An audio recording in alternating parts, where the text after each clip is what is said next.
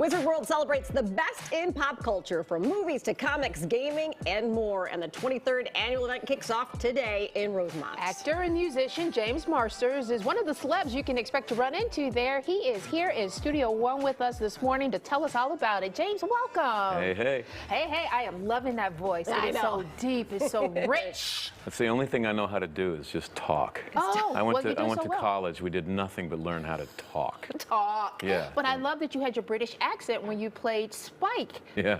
I thought you were British. You were so good. I go to England and all the women go, "Oh, give us your sexy British accent." I'm like, "What's wrong with the American one?" They're like, "It's not so hot, really. Oh. It's not so nice." Oh my goodness, I love it. That's great. That is great. That is great. Were you always surprised at the legs that show had? I mean, it's such a following. You know, I was a Star Trek fan when I was younger, and so I like to go back to that show even when I knew the dialogue, even when I knew the plot and everything. And I remember telling the cast, we might be the new Star Trek.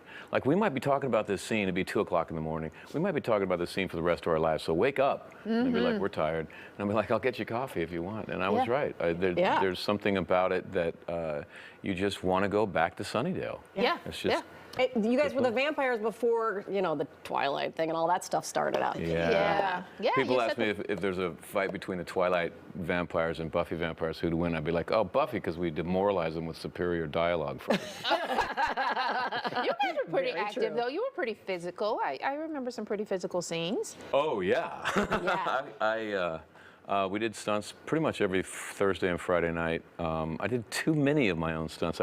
I came from theater, and you don't get a stunt man, so I was very proud about that. Yeah. And by the end of Angel, which was the spin-off, Yes. the Angel came down, and I couldn't, suddenly my back froze up. I couldn't walk for like 3 or 4 months. Oh, really? Yeah, Wow. stunts are kind of like football, where you don't necessarily go to the hospital every Sunday night, but Monday morning you're not really walking very well, and it kind of takes a bite after a while. Okay, so you go from vampire world to now Marvel Universe kind of thing. How do you make that transition? Very carefully. Working for Marvel is horrifying. They have these Marvel security on the set, and I thought, it's like, "Are you here to protect us from like something?" And they're like, "No, we're just here to make sure you don't tweet." Or steal anything. Okay, well, whatever, let me know the secrets out. That's no, not they're cool. very nice. They're very nice. So the Comic-Con, I love these. I used to take my oldest. We used to get dressed up and go. Is it tough? It's a long day meeting a lot of fans. I mean, are these hard events to be at? No. Or do you love it? No, I'm kind of a fanboy anyway. Okay. And I find that fans tend to be smart, funny, don't take ourselves too seriously, and we're kind. Okay. I've really found that all over the world. And so I'm kind of relaxed. I'm just like, "Hey, man, you like Buffy? Let's talk." Yeah, absolutely. Is that what they mostly come to talk to you about, being Spike, or? Well, no, Buffy primarily, but Smallville. There was an English show called Torchwood, which is also awesome. And then I read a series of books called The Dresden Files, which are very, very popular. People come and cosplay as characters of that. And then I was on, I don't know if you know Dragon Ball Z. It's a very, very popular anime all around the world. And there was a new iteration called Dragon Ball Super that I was the main villain for too. So. Okay, I have to ask. I'm sure you've been asked this a million times. Is there going to be a Buffy reboot? I hope so. Okay. Before the pandemic, there was talk about having a new Slayer for a new generation and a new cast. Okay. And I thought that was a great idea. Yeah. That's set up in the original, that there would be a new one. Yeah.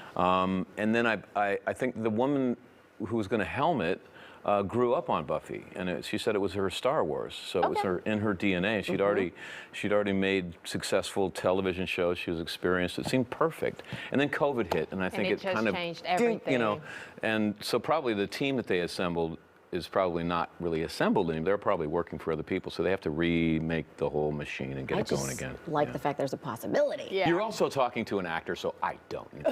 You're like the last And a lot of people think you all have all the inside track and you know everything that's happening. You're usually the last ones to know, right? Almost. Yeah, I used to produce theater here in Chicago and then in Seattle, and I didn't tell my actors anything. Oh. Here's your lines. There's your light. Go for it. You know.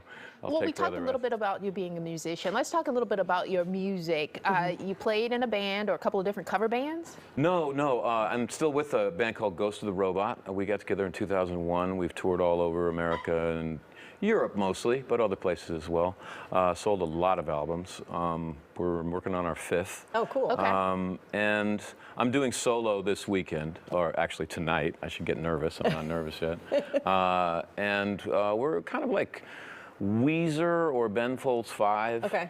Although the stuff I've been writing most recently is a little more toward blues and folk. Oh, well, you're in awesome. blues town, so Yeah, right? Best town for maybe it. you should go head out south and get a little inspiration come from some of the on down. little It's not- hole-in-wall bars Yeah. out there. Whenever the band plays, the sound person who knows everything and has heard every band, they go, "Oh, hi, Mr. Television," and whoever's playing with you tonight. And then after sound check, they're always like, "Oh, wow, you guys can play." All right. And then after the show, they're like, "Dude, you rock!"